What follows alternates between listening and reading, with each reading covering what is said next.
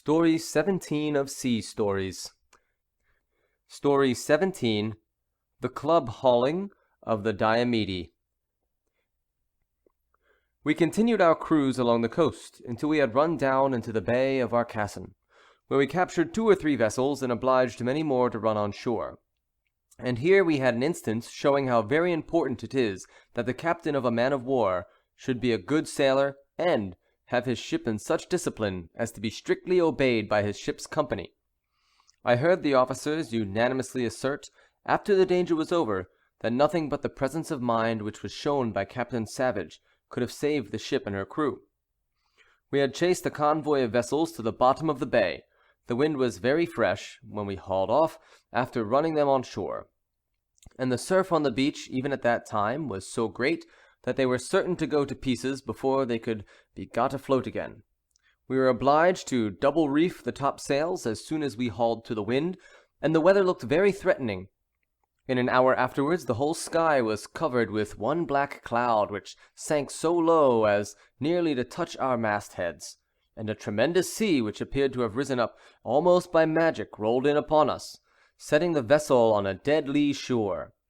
As the night closed in, it blew a dreadful gale, and the ship was nearly buried with the press of canvas which she was obliged to carry, for had we sea room, we should have been lying to under storm staysails, but we were forced to carry on at all risks, that we might claw off shore. The sea broke over us as we lay in the trough, deluging us with water from the forecastle aft to the binnacles, and very often as the ship descended with a plunge, it was with such force that I really thought she would divide in half with the violence of the shock. Double breechings were rove on the guns, and they were further secured with tackles and strong cleats nailed behind the trunnions, for we heeled over so much when we lurched, that the guns were wholly supported by the breechings and tackles, and had one of them broken loose it must have burst right through the lee side of the ship, and she must have foundered. The captain, first lieutenant, and most of the officers remained on deck during the whole of the night, and really, what with the howling of the wind, the violence of the rain, the washing of the water about the decks, the working of the chain pumps, and the creaking and groaning of the timbers, I thought that we must inevitably have been lost. And I said my prayers at least a dozen times during the night, for I felt it impossible to go to bed. I had often wished, out of curiosity, that I might be in a gale of wind, but I little thought it was to have been a scene of this description, or anything half so dreadful. What made it more appalling was, that we were on a lee shore, and the consultations of the captain and officers, and the eagerness with which they looked out for daylight, told us that we had other dangers to encounter besides the storm. At last the morning broke, and the lookout man upon the gangway called out, "Land on the lee beam!" I perceived the master dash his feet against the hammock rails, as if with vexation, and walk away without saying a word, looking very grave. "Up there, Mr. Wilson," said the captain to the second lieutenant, "and see how far the land trends forward, and whether you can distinguish the point." The second lieutenant went up to the main rigging and pointed with his hand to about 2 points before the beam. "Do you see 2 hillocks inland?" "Yes, sir," replied the second lieutenant. "Then it is so," observed the captain to the master, "and if we weather it we shall have more sea room. Keep her full and let her go through the water. Do you hear, quartermaster?" "Aye, aye, sir." "Thus, and no nearer, my man. Ease her with a spoke or 2 when she sends, but be careful or she'll take the wheel out of your hands." It really was a very awful sight. When the ship was in the trough of the sea, you could distinguish nothing but a waste of tumultuous water, but when she was borne up on the summit of the enormous waves, you then looked down, as it were, upon a low sandy coast, close to you and covered with foam and breakers. "She behaves nobly," observed the captain, stepping aft to the binnacle and looking at the compass. "If the wind does not baffle us, we shall weather." The captain had scarcely time to make the observation when the sails shivered and flapped like thunder. "Up with the helm! What are you about, quartermaster?" "The wind has headed us, sir," replied the quartermaster coolly. The captain and master remained at the binnacle, watching the compass, and when the sails were again full, she had broken off 2 points, and the point of land was only a little on the lee bow. "We must wear her round, Mr. Falcon. Hands, wear ship. Ready, ho, ready!" "She has come up again," cried the master, who was at the binnacle. Hold fast there a minute. How's her head now? North-northeast, as she was before she broke off, sir. Pipe belay, said the captain. Falcon, continued he, if she breaks off again, we may have no room to wear. Indeed, there is so little room now that I must run the risk. Which cable was ranged last night? The best bower? Yes, sir. Jump down, then, and see it double-bitted and stoppered at 30 fathoms. See it well done. Our lives may depend upon it. The ship continued to hold her course good, and we were within half a mile of the point, and fully expected to weather it, when again the wet and heavy sails flapped in the wind, and the ship broke off 2 points as before. The officers and seamen were aghast, for the ship's head was right onto the breakers. Luff now, all you can, quartermaster, cried the captain. Send the men aft directly. My lads, there is no time for words. I'm going to club-haul the ship, for there is no room to wear. The only chance you have of safety is to be cool, watch my eye, and execute my orders with precision. Away to your stations for tacking ship. Hands by the best bower anchor, Mr. Wilson. Attend below with the carpenter and his mates, ready to cut away the cable at the moment that I give the order. Silence there, fore and aft. Quartermaster, keep her full again for stays. Mind you, ease the helm down when I tell you. About a minute passed before the captain gave any further orders. The ship had closed to within a quarter mile of the beach, and the waves curled and topped around us, bearing us down upon the shore, which presented one continued surface of foam extending to within half a cable's length of our position. The captain waved his hand in silence to the quartermaster at the wheel, and the helm was put down. The ship turned slowly to the wind, pitching and chopping as the sails were spilling. When she had lost her way, the captain gave the order, "Let go the anchor! We will haul all at once, Mr. Falcon," said the captain.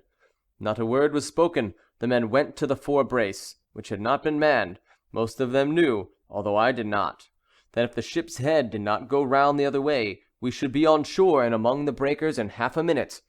I thought at that time that the captain had said that he would haul all the yards at once. There appeared to be doubt or dissent on the countenance of Mr. Falcon, and I was afterwards told that he had not agreed with the captain, but he was too good an officer and knew that there was no time for discussion to make any remark. And the event proved that the captain was right. At last the ship was head to wind, and the captain gave the signal. The yards flew round with such a creaking noise that I thought the masts had gone over the side, and the next moment the wind had caught the sails, and the ship, which for a moment or two had been on an even keel, careened over to her gunwale with its force. The captain, who stood upon the weather hammock rails, holding by the main rigging, ordered the helm amidships, looked full at the sails, and then at the cable, which grew broad upon the weather bow, and held the ship from nearing the shore. At last he cried, "Cut away the cable!" A few strokes of the axes were heard, and then the cable flew out of the hawse-hole in a blaze of fire from the violence of the friction, and disappeared under a huge wave which struck us on the chest-tree, and deluged us with water fore and aft. But we were now on the other tack, and the ship regained her way, and we had evidently increased our distance from the land. "My lads," said the captain to the ship's company, "you have behaved well, and I thank you, but I must tell you honestly that we have more difficulties to get through. We have to weather a point of the bay on this tack. Mr. Falcon, splice the main brace and call the watch. How's her head, quartermaster?" "Southwest by south. Southerly, sir." "Very well. Let her go through the water," and the captain, beckoning to the master to follow him, went down into the cabin. As our immediate danger was over, I went down into the berth to see if I could get anything for breakfast, where I found O'Brien and 2 or 3 more. "By the powers, it was as nate a thing as I ever saw done," observed O'Brien. "The slightest mistake as to time or management, and at this moment the flatfish would have been dubbing at our ugly carcasses. Peter, you're not fond of flatfish, are you, my boy? We may thank heaven, and the captain, I can tell you that, my lads. But now, where's the chart? Robinson, hand me down the parallel rules and compasses. Peter, they're in the corner of the shelf. Here we are now, a devilish sight too, near this infernal point. Who knows how her head is?" "I do, O'Brien. I heard the quartermaster tell the captain southwest by south, southerly." "Let me see," continued O'Brien. "Variation 2 1/4, leeway. Rather too large an allowance of that, I'm afraid, but however, we'll give her 2½ points. The Diomede would blush to make any more, under any circumstances. Here, the compass, now, we'll see." and O'Brien advanced the parallel rule from the compass to the spot where the ship was placed on the chart. "Bother! You see, it's as much as she'll do to weather the other point now, on this tack. And that's what the captain meant when he told us we had more difficulty. I could have taken my Bible oath that we were clear of everything if the wind held." "See what the distance is, O'Brien," said Robinson. "It was measured and proved to be 13 miles. Only 13 miles, and if we do weather, we shall do very well, for the bay is deep beyond. It's a rocky point, you see, just by way of variety. Well, my lads, I've a piece of comfort for you anyhow. It's not long that you'll be kept in suspense, for by 1 o'clock this day you'll either be congratulating each other upon your good luck, or you'll be past praying for. Come, put up the chart, for I hate to look at melancholy prospects, and steward, see what you can find in the way of comfort."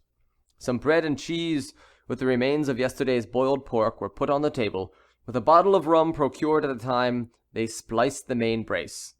But we were all too anxious to eat much, and one by one returned to the deck, to see how the weather was, and if the wind at all favoured us. On deck, the superior officers were in conversation with the captain, who expressed the same fear that O'Brien had in our berth. The men, who knew what they had to expect, were assembled in knots, looking very grave, but at the same time not wanting in confidence. They knew that they could trust to the captain, as far as skill or courage could avail them, and sailors are too sanguine to despair even at the last moment.